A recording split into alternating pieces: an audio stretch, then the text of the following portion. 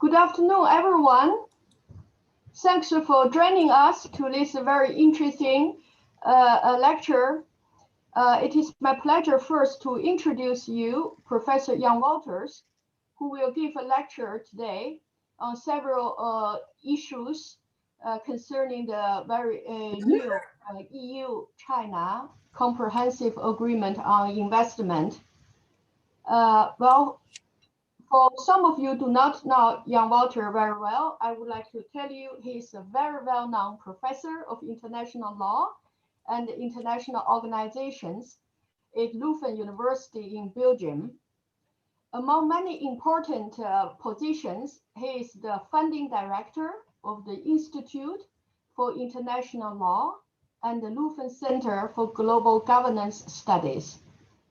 He's also visiting professor at Queen Mary University, Paris II, and the World Trade Institute in Bern, in Switzerland. Professor Jan Wouters' expertise covers a broad range of international law, human rights law, EU law, and global governance. He has a remarkable publication record. Let me just mention 3 recent books which are very relevant to today's lecture. One book is entitled China, the EU, and the Developing World, and the other is Global Governance of Labor Rights. Both were published in 2015. Last year, he also published a book entitled The Belt and Road Initiative and Global Governance. Professor Jan Wouters belongs to the field who are experts in international law, global governance, and also know how to position EU and China in this context. Apart from his impressive academic career, he also practiced law as a legal counsel at Linklaters in Brussels. A few months ago, he was selected as one of the 10 EU arbitrators in arbitration panels established under the agreement on the withdrawal of the UK from the EU. Today's lecture is one of the guest lecture series organized under the research project of EU-China Legal and Judicial Cooperation, funded by the EU. This project is led by the Law School of Queen Mary University, participated by 4 European universities and 3 universities in China and Hong Kong. I would also like to use this opportunity to thank Dr. Mathieu Berne to initiate and lead this project. Now, let me give the floor to Professor Jan Wouters. After his lecture, we will have some time for questions. Thank you. Thank you very much. And please allow me to first of all express my gratitude to the Erasmus University Rotterdam for the invitation to speak to you today and to develop a number of reflections with regard to the EU-China Comprehensive Agreement on Investment. It's a long title. I will refer to it as the CAI. That's now the acronym that we're all using for this international agreement. As a lawyer, I should immediately start with a disclaimer. The disclaimer is that we don't have the definitive texts of the CAI. We have provisional excerpts that are on the website of the European Commission. And typical for the Commission, those excerpts themselves do have a disclaimer that basically indicate that the text is not final yet and that the real final text will be the one upon signature. And we are not yet there. As you know, we live in a multilinguistic European Union, and I have been told it may even take a year before all the translations in all the authentic treaty languages of the CAI will be available. So we still have a lot of time to do some reflection with regard to the CAI. It will take us a while, but it's important to note that indeed you can only assess an agreement when you have seen it from A to Z, which means from the very beginning of the preamble until the very last attachments, appendages, annexes, statements, declarations, reservations, and so on and so forth. So the disclaimer is, of course, an important one. I speak on the basis of the texts that I have seen, that I have been able to see, that are in the public domain.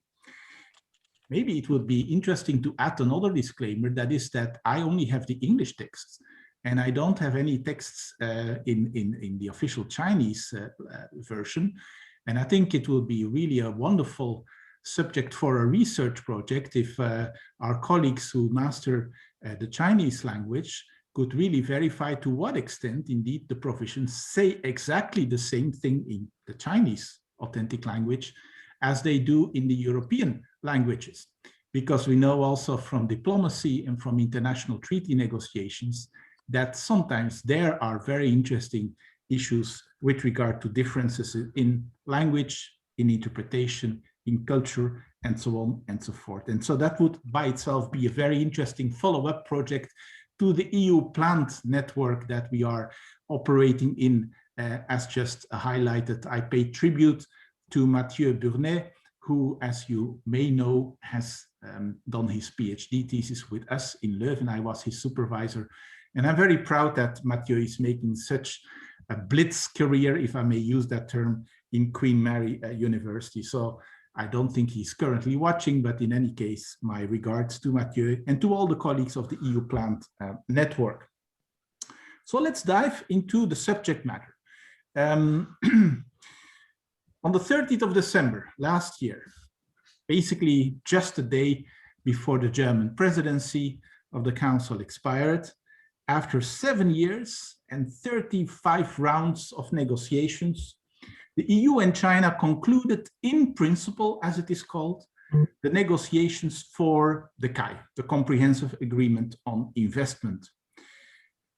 Now, the CAI aims, and you see it from the very first articles of the agreement, it aims to liberalize investment. That's really the central core, liberalization of investment. And so it is very clear this is an investment agreement, albeit an innovative type of investment agreement. It is therefore not something else, such as a free trade agreement. It doesn't encompass the whole trade relationship between the European Union and China. It is definitely not of the kind of the more comprehensive and ambitious agreements that the EU currently negotiates with lots of other partners. Think of the CETA, the Comprehensive Economic and Trade Agreement between the EU and Canada. Think also in a certain way of the EU-UK Trade and Cooperation Agreement. Think of some others like the EU-Korea Free Trade Agreement, the EU-Japan Agreement, and so on and so forth. So this is really a special type of agreement that only focuses on investment.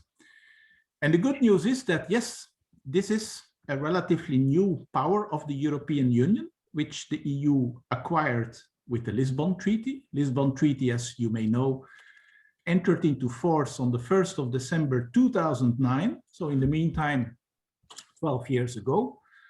And indeed, the EU and the European Commission have seized upon this new power.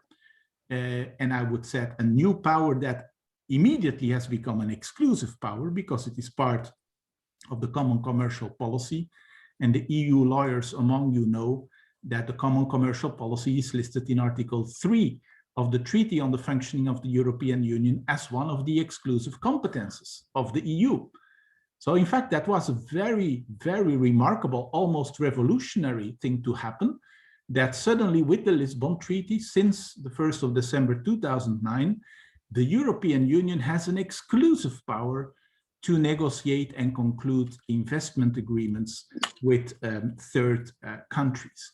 There are a couple of if and buts here, which in a written text I would like to mention in the footnotes. I'm not going to do that here because certain aspects, such as, for instance, the promotion of investment and the so-called dispute settlement systems do escape the exclusivity of the European Union's powers. And so that always raises the big question whether an agreement in the very end will be concluded only by the EU as the sole party against the other third country, or by the EU and its 27 member states on the one hand, and the other country on the other hand, in which case we speak about a so-called mixed agreement.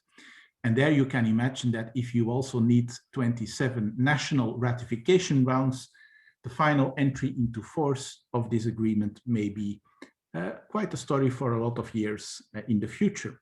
But so let us come to the essential core objective of the CAI. Being an investment agreement, being part of the exclusive power of the EU, the CAI aims at basically establishing a uniform framework for the investment relations between the European Union and China by replacing the 25 existing older bilateral investment treaties, the BITs that exist between the China and European Union member states.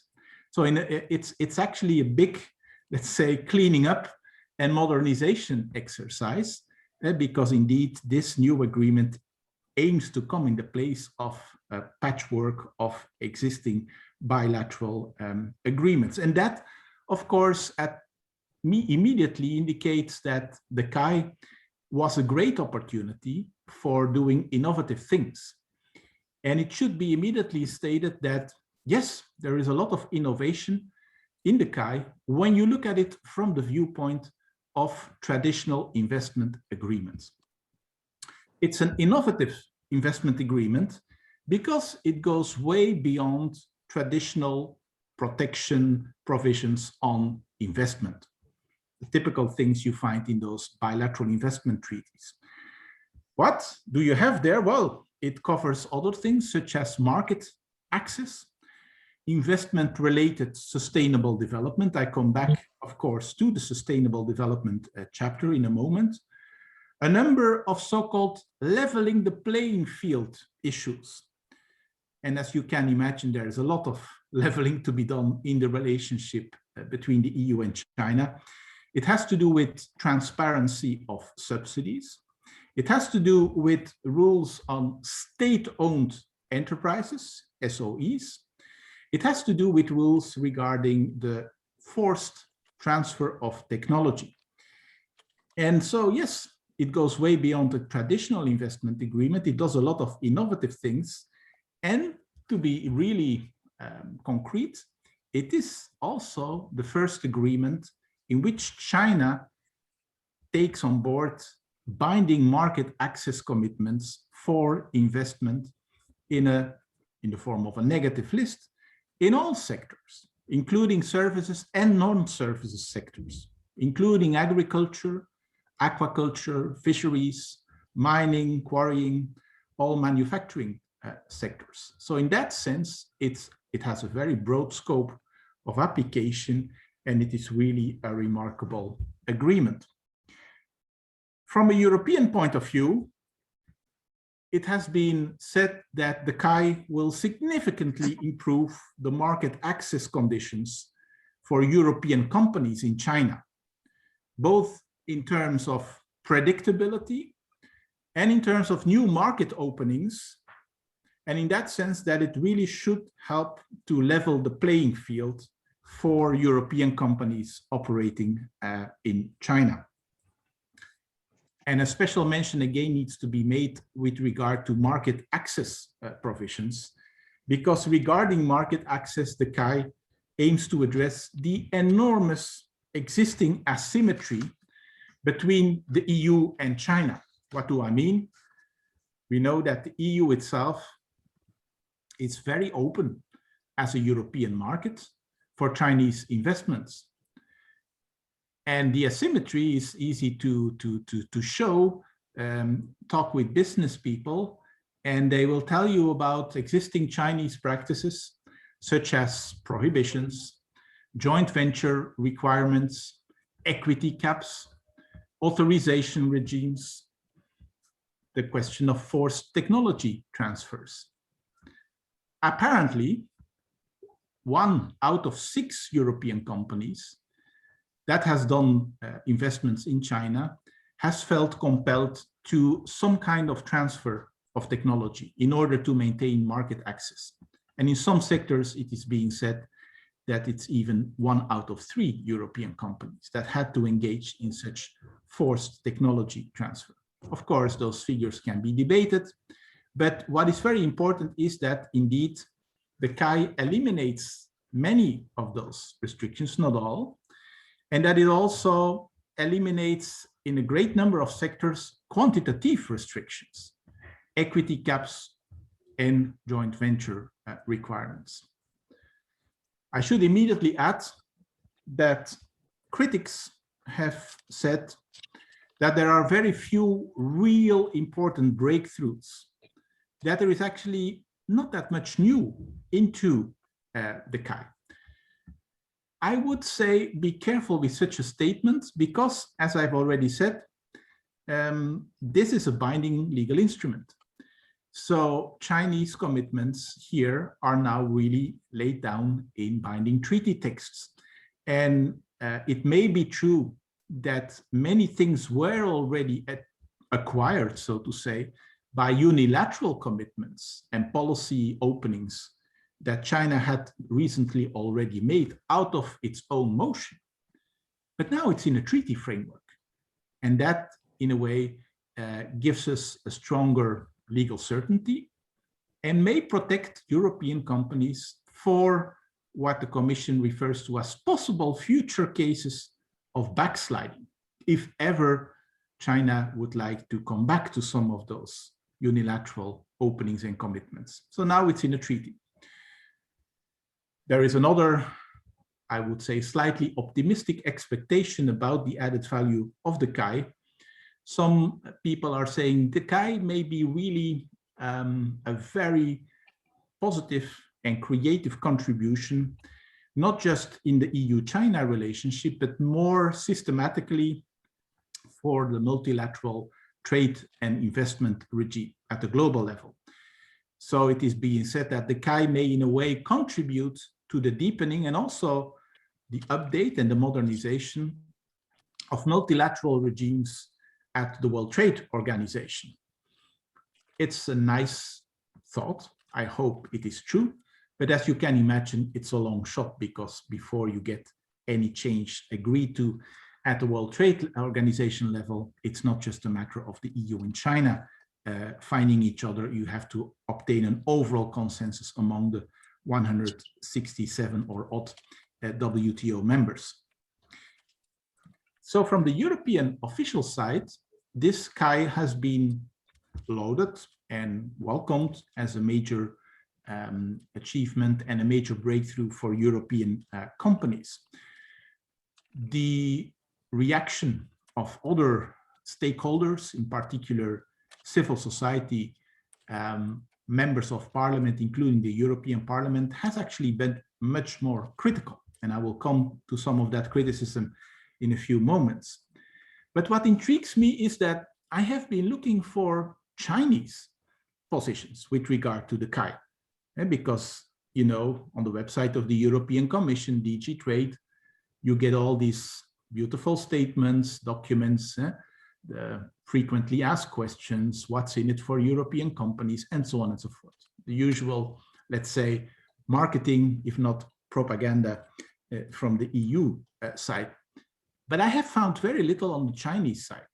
And I would be interested also from participants in this seminar to learn how the CAI has been heralded and welcomed at the Chinese side.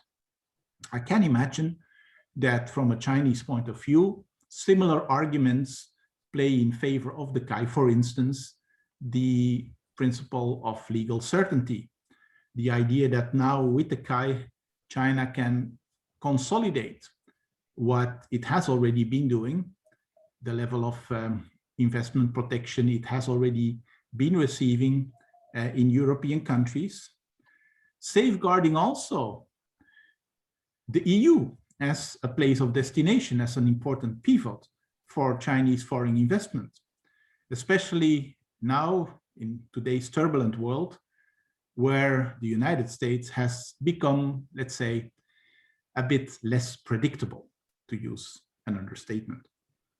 But so I would be interested also to see how, from a Chinese point of view, this new CAI agreement is being evaluated. Okay. What I'm not going to do in the remainder of my lecture is to give a political appreciation of the CAI. I'm a professor of law. I would like to stick to the legal analysis, and I'm not going to address the broader political or economic ramifications of the CAI. One of the criticisms has been that the negotiations towards the end of December last year had to be finalized under the German presidency, and that there had been a rush in order to, if you wish, anticipate a little bit the coming into operation of the new US administration, the Biden administration, and that this agreement would even be some kind of a wedge, driving a wedge between Europe and the United States. I'm not going to speculate on that. I think it's too early, but also we don't have enough information to make that kind of speculation. So I would like to really go into the text of the CAI and address a couple of issues. And I would like to start in that respect with the whole question of the CAI and human rights. Why? Because indeed, you know that we are currently internationally in a kind of context in which there is a lot of criticism of China with regard to human rights.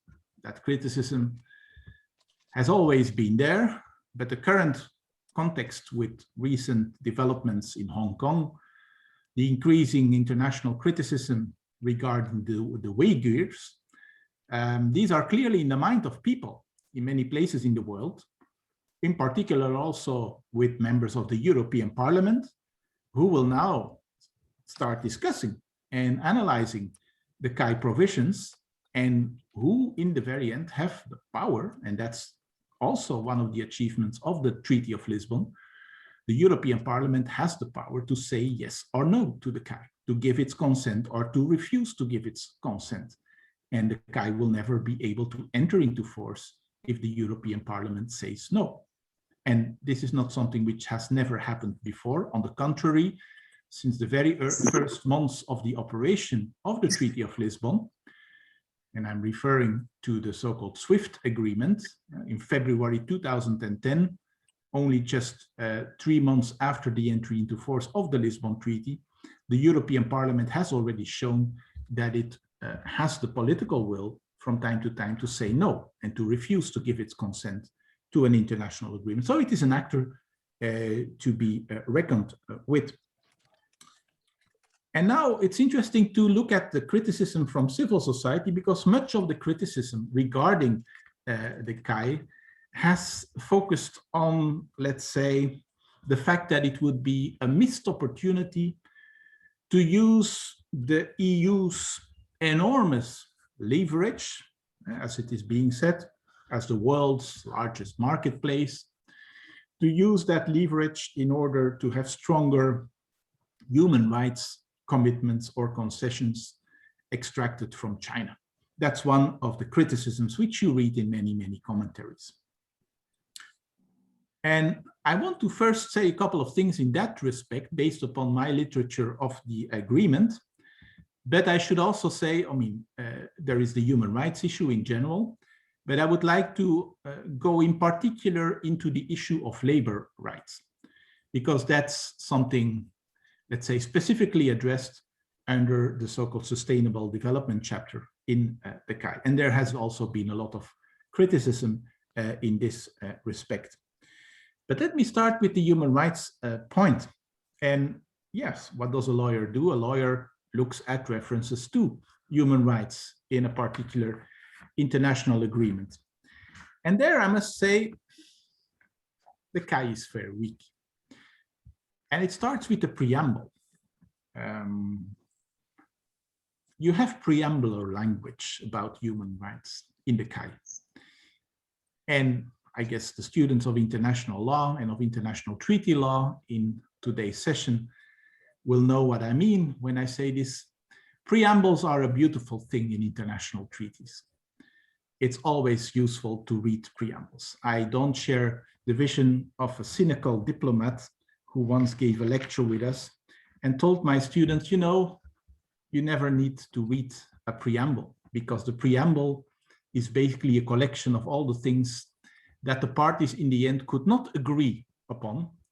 And so it's a kind of lumber room in which lots of things that were in the end not meant to be legally binding were put, you know, the preamble as a lumber room. And I beg to disagree on that.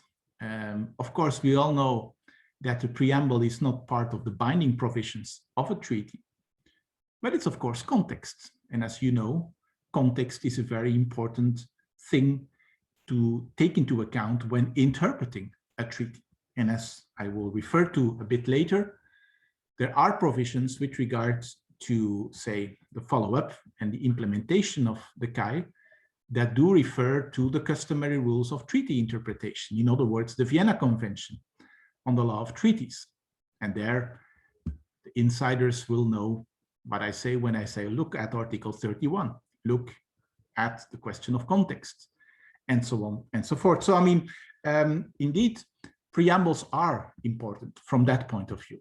And preambles can really also give a certain, if you wish, body and a certain spirit to an agreement. Those of you who know European Union law, if you compared the Maastricht Treaty of 1992 with the Amsterdam Treaty of 1997, it's very interesting. And in a way, it is a comparison that you're making between two different generations of Dutch politicians. What am I referring to? Yeah, no, the Maastricht Treaty was negotiated and agreed upon in Maastricht, when the Dutch government was having the presidency of the European Union and led by Ruud Lubbers, former Christian Democrat prime minister. And it has a very Baroque preamble referring to values, to the great historical moment of the end of the division of Europe, the end of the Cold War and so on. Whereas the Amsterdam Treaty in 1997 came about under the Dutch presidency again, but this time led by a different prime minister, Mr. Kok, Wim Kok, who was a socialist prime minister, social democrat, and known for being a very sober person, not Baroque at all. And what is interesting about the Amsterdam Treaty, it doesn't have a preamble. So, I mean, pure business, no Baroque considerations, go immediately to the core. Well, and so it's interesting to look at treaties from the Rome Statute on the International Criminal Court to the United Nations Charter. They all have beautiful preambles. And so there is a preamble to the CAI. And it's interesting because it starts by referring to the existing relations between China and the EU. The fact that back in 1975, we established diplomatic relations, the high-level economic and trade dialogue between the two partners, the fact that since 2003, we have a so-called strategic, comprehensive strategic partnership, which is a big name, but so it is there and it is being reconfirmed in the preamble. What I find intriguing is that the preamble is totally silent on the existing EU-China human rights dialogue. That's interesting. Because, yeah, you refer to the existing economic and trade dialogue, but not a word with regard to the human rights dialogue. And you could say, well, maybe that simply didn't have a place in a preamble about an investment agreement. Yes, but then there are references to human rights. And let me say what the preamble refers to. It refers to the I quote now, to the principles articulated in the Universal Declaration of Human Rights adopted by the General Assembly of the United Nations on the 10th of December, 1948. Interesting, no? So there is no reference to the ongoing EU-China dialogues on human rights, but there is a reference to the United Nations Charter and to the principles articulated in the Universal Declaration. You will, of course, all know the Universal Declaration, and that is, of course, by itself a very, very important document. But to be very honest, it's not what you call a state-of-the-art human rights document anymore. 1948, We have just celebrated the 70th anniversary of the Universal Declaration. It is soft law. It's only a recommendation, a resolution of the General Assembly. And moreover, the preamble refers to the principles articulated in the Universal Declaration. So that's even less than just referring to the Universal Declaration. It seems to indicate that no actionable rights are meant to be involved if you just refer to the principles articulated in the Universal Declaration. There is also preambular language with regard to labor rights. And that's important for the rest of my presentation, because let me quote the recital in question. Determined to strengthen their economic, trade and investment relations in accordance with the objective of sustainable development, and to promote investment in a manner supporting high levels of environmental and labor rights protection, including fighting against climate change and forced labor, taking into account the relevant international standards and agreements. So, specific reference to labor rights, and you could add to environmental protection. But to be honest, there too, it's actually a disappointing type of reference, because it doesn't mention even particular international legal instruments with regard to labor rights. And later on in the section on sustainable development, there will be specific reference to a number of international declarations, documents, statements, and so on. But here it's not even specifically referred to what we are talking about when we speak about relevant international standards and agreements. And the question is this being remedied later in the corpus of the CAI itself? And I fear that it's not totally remedied in the CAI itself. And that brings me to a closer analysis of the labor protection related provisions in section 4, the section on investment and sustainable development. So really the sustainable development chapter of the CAI. And if you allow with me to walk a little bit through that section, it starts with the first article, as I said, that recalls the relevant international documents, not really the treaties, but say declarations, statements, and so on. Think of Agenda 21, think of the Johannesburg Plan, think of the document, The Future We Want, and two ILO declarations, the one of 2008 with regard to social justice for a fair globalization, and the one of 2019, the ILO Centenary Declaration for the Future of Work. Okay, good. But that's not what we call specific references or incorporation of treaties, especially not of the ILO. What worries me in particular is that quite soon within that same chapter, you have an article that confirms the so-called right to regulate. The right to regulate, what does it say? The parties recognize the right of each party to determine its sustainable development policies and priorities, and to establish its own levels of domestic labor and environmental protection, or to adapt and modify those laws and policies consistently with multilateral commitments. So, I mean, this actually is a confirmation of sovereignty, right? When you say we have our own local domestic levels of labor and environmental protection, doesn't sound like you are saying we are now going to upgrade that in light of all kinds of binding international texts. Now, there is, of course, the attempt to go beyond that.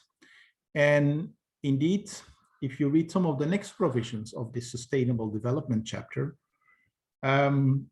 it's clear that there were at least aspirations to go beyond the state of affairs. First of all, there's a provision on the levels of protection that says that each party shall strive, you hear it, it's a best efforts clause, shall strive to ensure that its laws and policies provide for and encourage high levels of labor protection. So yes, there is an aspirational language here. And in paragraph 6 of that same provision, there is an interesting clause stating that the parties recognize that the violation of fundamental principles and rights at work cannot be invoked or otherwise used as a legitimate comparative advantage, and that labor standards cannot be used for protectionist purposes. It's interesting. Why? Because in a way, this is a reference, as you probably know, to the 1998 ILO Declaration on Fundamental Principles and Rights at Work, which is not mentioned among the declarations cited in the beginning of the chapter, but which is mentioned in the next article. That's at least the text that I have. Maybe they will add a reference in the opening of the chapter later on, I don't know. But so we know at least there is the reference to the 1998 ILO Declaration. That's very important. This being said, if you read the provisions more carefully, you will see that there are no real additional obligations taken on board compared to existing commitments. And there is definitely no timetable involved. Read, for instance, Article 4, which says each party, in accordance with its obligations assumed as a member of the ILO and its commitments under the ILO Declaration on Fundamental Principles and Rights at Work, shall respect, promote, and realize in good faith and in accordance with the ILO Constitution the principles, again, principles concerning the fundamental rights which are the subject of the fundamental ILO conventions.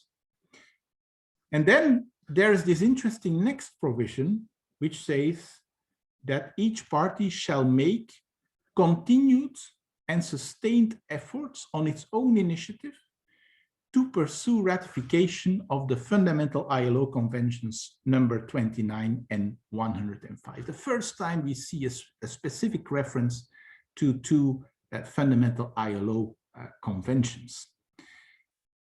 It doesn't oblige the parties to ratify those conventions. It says that they will make sustained and continued efforts to pursue ratification. And it adds that the parties will also consider the ratification of the other conventions that are classified as up to date by the ILO. Okay. So, of course, you can imagine that much of the criticism, especially from civil society organizations, has been focusing on this lack of, I would say, an obligation of results. In French, we would say une obligation de résultat, and rather a best efforts formulation style of commitment to make efforts to pursue ratification. So that's one thing that you could say, well, is this all? Is this everything that the EU has been able to achieve with regard to forced labor, with regard to fundamental labor provisions? If you put it in the overall context and of the very ambitious EU trade policy documents that we have seen elaborating in the past couple of years, including the so-called 15-point plan to make EU trade and sustainable development chapters more effective, then this is a disappointment. But it's not only a disappointment on substance, it is also intriguing to read into this chapter what the enforcement or the lack of enforcement machinery is.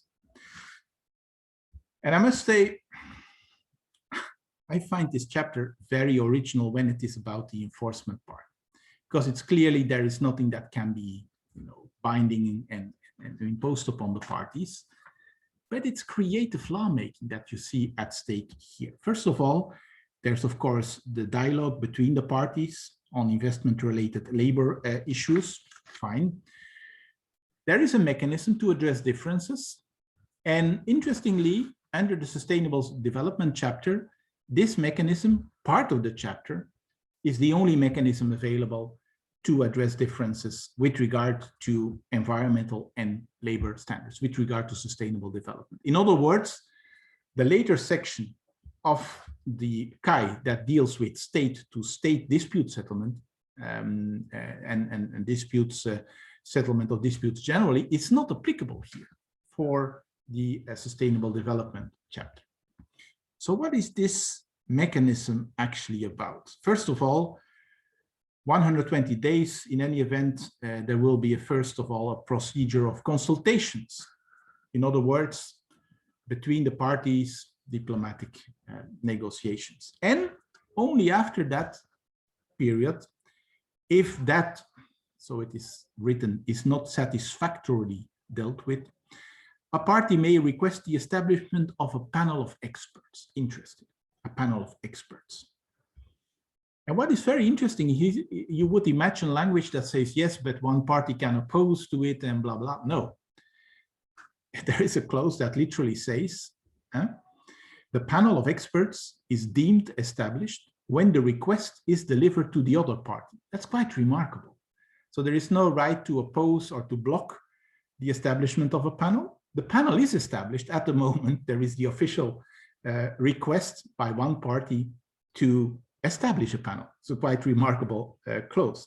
But how can that work? You would wonder, when the composition of the panel of experts is not yet decided upon. And there you have again very creative provisions here, because yes, of course, the idea is that the parties must reach an agreement on the composition of this panel of 3 persons. But there are very interesting provisions here to avoid blockades, because it says, for instance, that if there is lack of agreement on a chairperson, that chairperson shall be selected by lot from the sublist of chairpersons that will be indicated by the parties. Similar thing on the individual experts in the panel.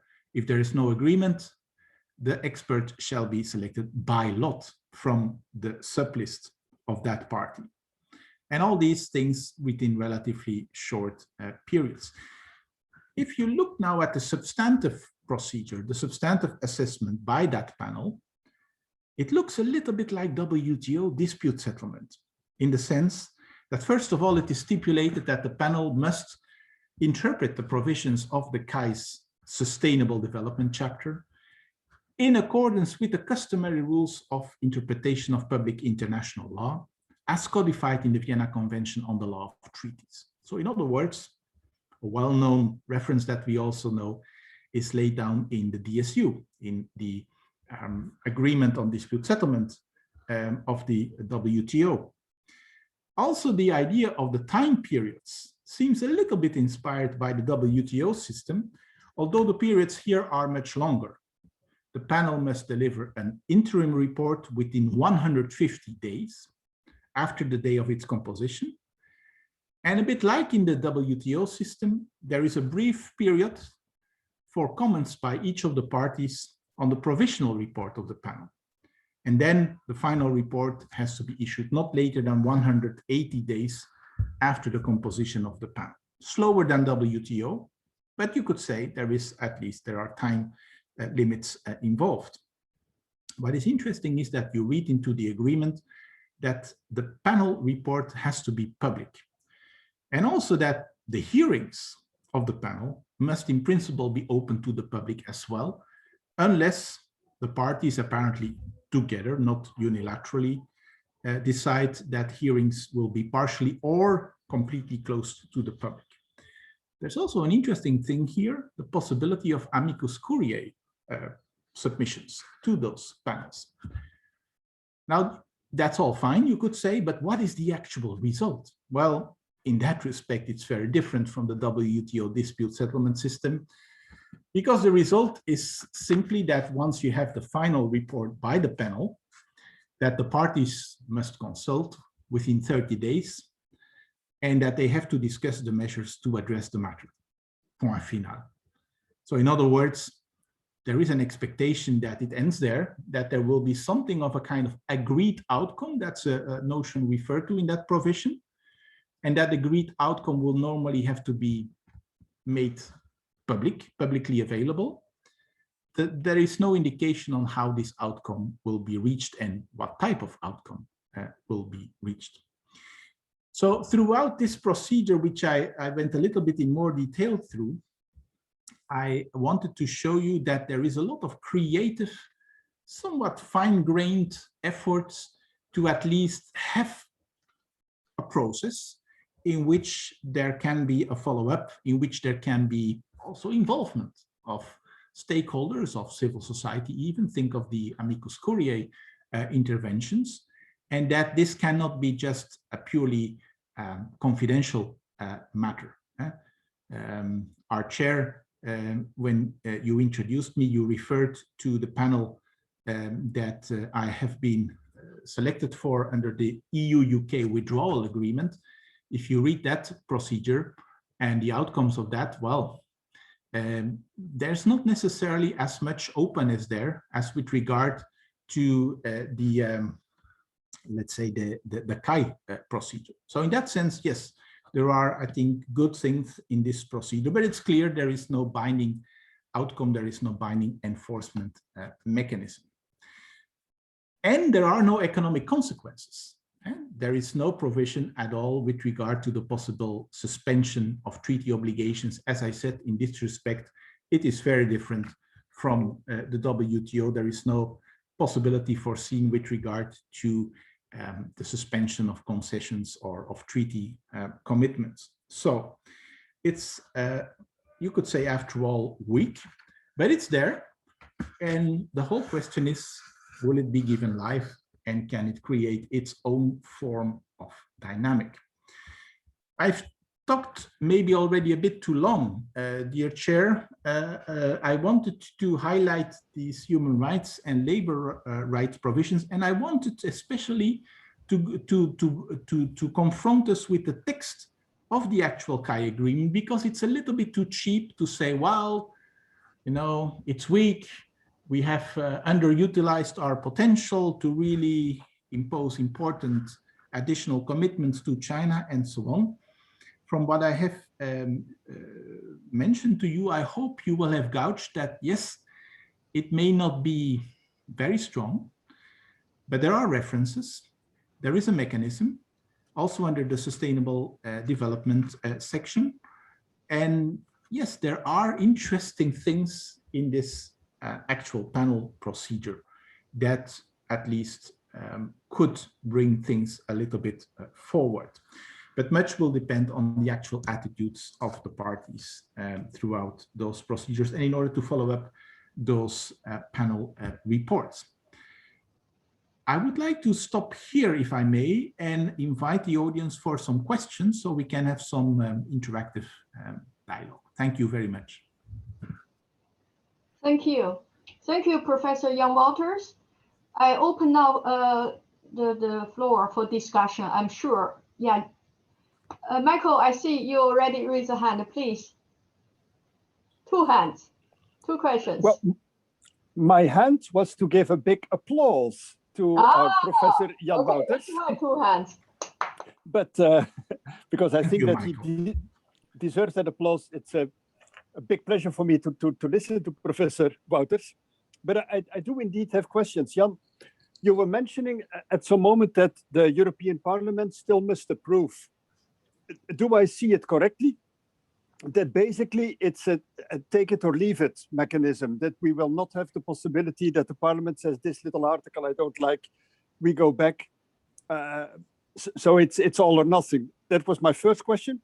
My second, you had a very interesting analysis concerning the lack of enforcement, the dispute settlement, the panel. But then in the beginning, you also mentioned that member states could, in theory, based on the provisions in the Lisbon Treaty, have still separate negotiations in theory with China and separate agreements on the dispute settlements. Now, is it likely that in this particular case, some member state would actually do that, given, let's say, the issues that you were mentioning? Those are the two small questions I would like to raise. But of course, I mean, I very much enjoyed your lecture. Thank you, Jan. Thank you, Michael. Just for you all, Michael and I know each other already a very, very long time, from the good old days in the Leuvenstraat in Maastricht, n'est-ce pas? So in the Metro Institute in Maastricht. So first of all, if I may, the European Parliament's role. As indicated, indeed, since the Treaty of Lisbon, the Parliament has a veto right. It needs to give its consent to a great number of international agreements that the European Union concludes, including trade and investment agreements. So it's a veto power. Now, you asked the question, is it take it or leave it? The answer can be a little bit, I think, nuanced. As such, the Parliament can only say yes or no. What it typically will do, of course, is to vote and adopt a resolution in which it has a lot of critical points then and so on. And if in the end the answer is no, the idea is, of course, not to send that agreement to the dustbin, but to basically ask the Commission to renegotiate the agreement. And this is what has happened in the past. I gave you the example of the very early rejection in February 2010 by the European Parliament of the so-called SWIFT agreement, which was an agreement between the United States and the European Union, allowing the United States intelligence officials to have access to billions of bank data that are included in the so-called SWIFT interbank system, a Belgian company that does interbank clearance and settlement operations. And the European Parliament said no to that agreement because in the initial version of the agreement, the European Parliament didn't find enough safeguards to protect human rights and especially data protection and say confidentiality of data of persons in those transactions. And so what has basically happened is that the European Commission has renegotiated that SWIFT agreement with the United States, and that it has come back to the European Parliament, and that still with reservations, but that the Parliament went along with it and that the agreement has entered into force. So I would imagine, given also the enormous stakes of this agreement, if it turns out that the European Parliament says no to the CAI, that there will be a resolution with lots of critical statements, and that it will basically be the idea that the European Commission receives a new mandate from the Council of Ministers and starts renegotiating the deal. How much renegotiation, that of course will also depend on the attitude of China, you see? But so this is not excluded, it may happen, but it doesn't mean the end of the process. There have been some cases where it was in the fact the end of the process, but not necessarily. And I think this agreement will probably come back even when there is an initial rejection. The second question of Michael, I should specify, Michael, that I meant something very specific when I said the member states are still involved when it is about dispute settlement. It's the following thing. When there is an exclusive power of the EU on a particular issue, it's only the EU that signs and ratifies an international agreement. The member states don't sign, they don't ratify. No national parliaments, nothing. Only the EU level, only the Council ratifies, only the European Parliament needs to give its consent. But the Court of Justice has specified that aspects of dispute settlement are still a kind of shared competence, and shared competence means shared between the EU and the member states. And that means that such provisions laid down in an international agreement cannot be exclusively signed and ratified by the EU, but requires both the consent and the ratification of the EU itself and all the 27 member states. But by that, I did not want to indicate that the member states can have individual negotiations with China. No, no, no, that's not the case. It is just more cumbersome because it is an international agreement with, on the one hand, the EU and all of its member states, and all of those member states have to individually ratify the agreement, and on the other hand, China, but not separate bilateral talks between individual member states and China. That is definitely not going to happen, and that would, of course, make the whole system unworkable. Thank you. Thanks a lot. Very clear. Thank you. Who would like to raise questions? Yes, Alexandra. Yes, thanks a lot for the wonderful lecture. My question is, I do see that even if this chapter on sustainable investment might be weak, but indeed it's better than nothing. How is it in comparison to the old package? Because if it would be a self-standing agreement, I would say that's fantastic, because indeed it is better than nothing. But given the rest of the agreement, how do you assess vis-a-vis sustainability? So all the market access that is gained by both Chinese and European enterprise in both markets, is there particular aspect that we need to pay attention to vis-a-vis sustainability? Thank you, Alessandra. I speak again with the caveat because it would really be important to double check your question and go really in detail in all the other parts of the agreement. But as far as I currently could see, the sustainability chapter is again a chapter in its own right. And so when you talk about labor rights, the things that I've been focusing on, there is no single mention of labor protection in any of the other chapters. So, I mean, this is again, and I'm afraid it's a little bit typical. It's contained in one chapter. The chapter has its own specific, let's say, enforcement or weak enforcement mechanism. But it's clear that this is not really integrated throughout the whole body of the agreement. So this is a little bit, you know, we tick the box, it's in there. And we can say it's been dealt with, but it's really not an integral part of all the other chapters. On the contrary, the other chapters are, as I said, typically investment stuff, typically all about market access, guarantees, watch out, important things that have to do with, say, legal certainty and transparency and so on for European companies. But I did not find immediately traces of, let's say, if you want, a form of integration of the sustainability elements into the other parts of the agreement. It basically is in that section, and that's about it. And then the preamble, of course. Thank you. Thank you. May I ask Vina to raise a question? Thank you very much, Professor Lee, and thank you very much, Professor Wouters. I'm from SEPS because I also just finalized my own analysis on the guide, which is now under internal review. So I would like to share with you a few findings that I find in my analysis.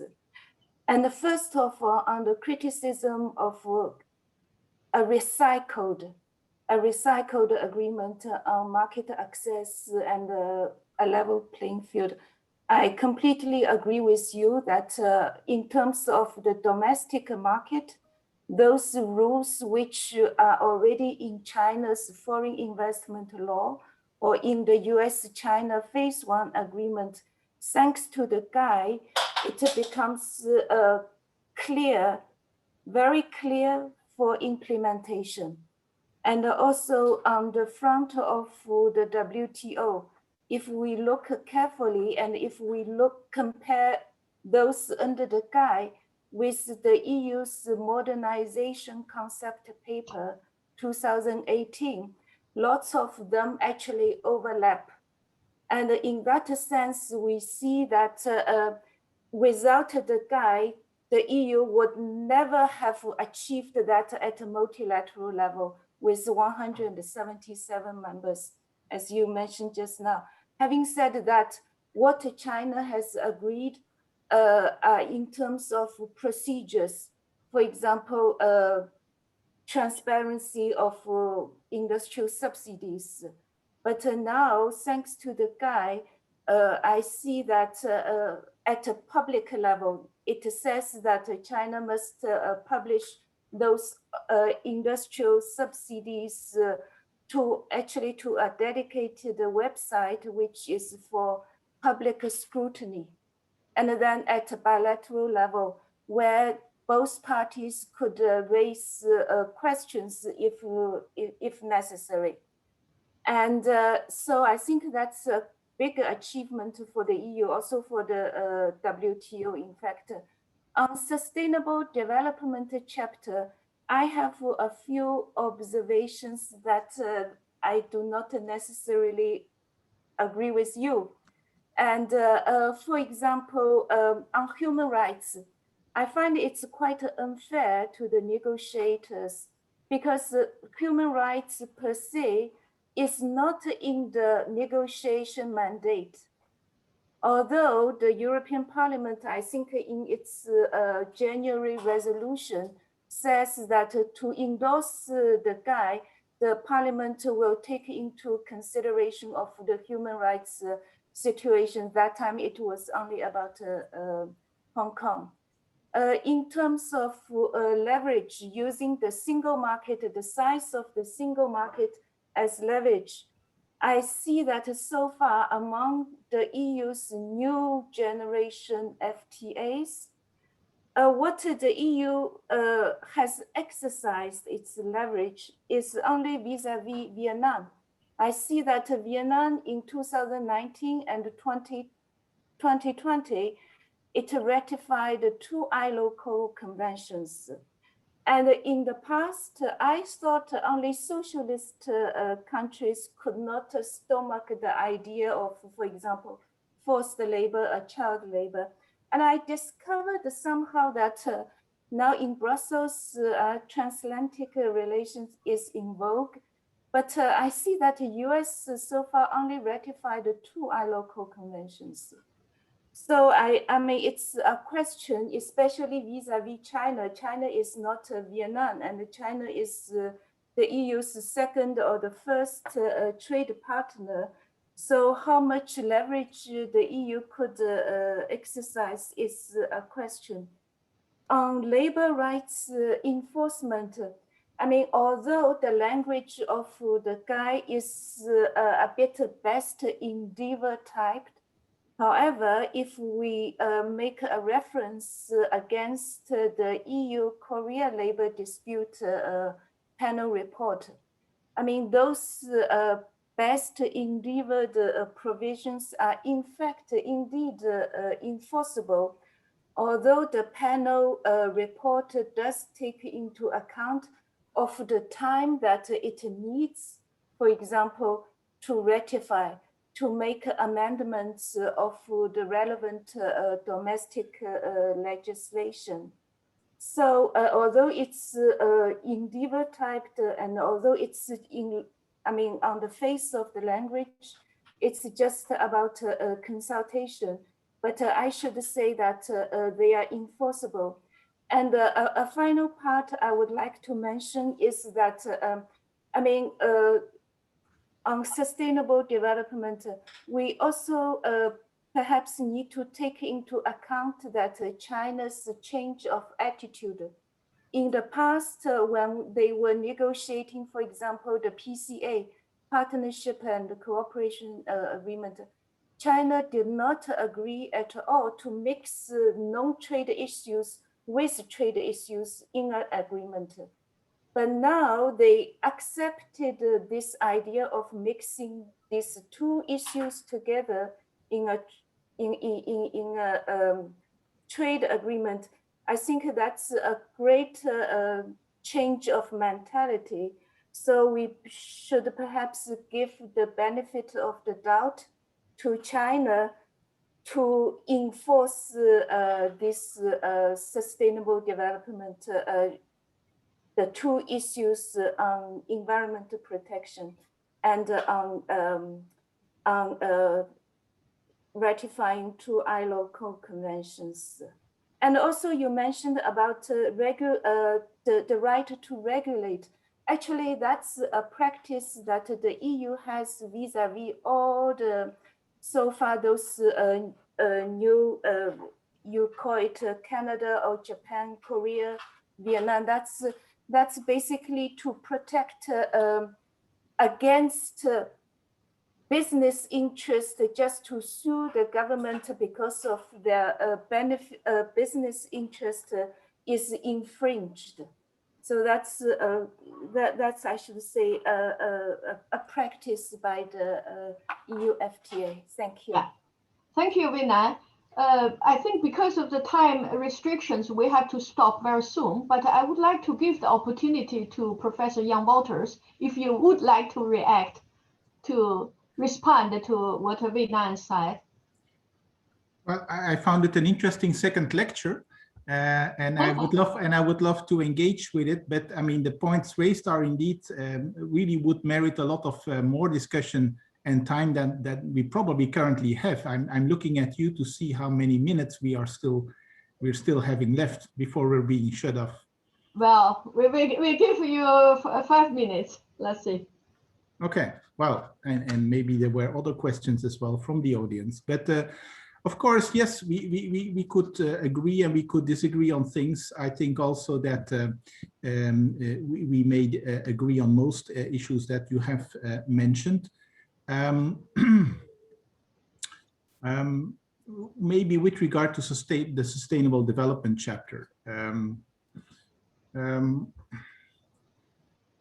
Look, it would be interesting to go back to the mandate that the Council has given to the European Commission with regard to the negotiation of the CAI agreement. And you know that mandate is given by the Council and not by the European Parliament. So anything the European Parliament says in its resolutions is nice, but it's not part of the mandate, the negotiation mandate of the Commission. But if I may just take a very legal point of view, the mandate that the Council gives is of course subject to the overall treaty regime of the European Union. And there again, it is very important to put the whole context of the common commercial policy, because here we talk about the common commercial policy as an EU exclusive power, and the exercise of that and the negotiation and conclusion of international trade or investment agreements. We have to see that from the point of view of what the EU treaties basically require. And I would kindly refer you to Article 3, Paragraph 5 and Article 21 of the TEU, the Treaty on the European Union, which clearly prescribe for the European Union that in all of its external policies, in all of its dealings with the wider world, whether it be trade policy or say development aid or common foreign and security policy, whatever, in all of its external relations, the EU has to promote, and I quote from Article 21, the universality and indivisibility of all human rights and fundamental freedoms. So it is a constitutional requirement for the European Union and for the European Commission, including for DG Trade, to make sure that human rights concerns are integrated in all of the external policies and agreements of the European Union. So in that sense, you cannot simply say, well, you know, human rights were not really part of the negotiation mandate of the Council. It has to be pursued. It is a constitutional requirement for the European Commission to do that. And so in that sense, I'm sure there must have been well-intended efforts by the European negotiators to have references about human rights. And I think what I have cited to you in terms of the reference in the preamble to the Universal Declaration on Human Rights was probably the most attainable option. I guess that reference to binding legal human rights commitments were simply not achievable. Let me give you one example. You know, the European Union has basically asked from China already a very, very long time ago. And China basically also has pledged that a long time ago, that China would become a party to the International Covenant on Civil and Political Rights, the ICCPR. As far as I know, China is still not a party to the ICCPR. So, I mean, but that's not even referred to here. We are referring to soft law, the Universal Declaration, and we are referring to all kinds of declarations and statements. So I would say the Chinese negotiators have negotiated this well, because they must have been very careful to make sure that they would not, through references in the preamble or anywhere else in the agreement, incorporate new international treaty commitments with regard to human rights and labor law. So I think they had very skillful negotiators. And of course, the European negotiators are also very skillful. But it is a very difficult thing, I think, in general, for trade negotiators to be asked to fully integrate human rights, environmental and labor rights protection standards in what is, after all, an investment agreement. It's very difficult to do that. And I think the EU is now learning to do that. We have now the post-Lisbon practice. but I think we still are learning in that respect, and we may still want to do some further training and some further deepening of our skills to make sure that human rights can be more fully integrated in such agreement. I think it's possible, and it's possible in a non-offensive and let's say, protectionist manner. But it requires a certain skill, a certain, I would say, also discourse to be able to do that. And I think we're still learning in that respect. But I would very much like to deepen the dialogue, especially with the last intervener.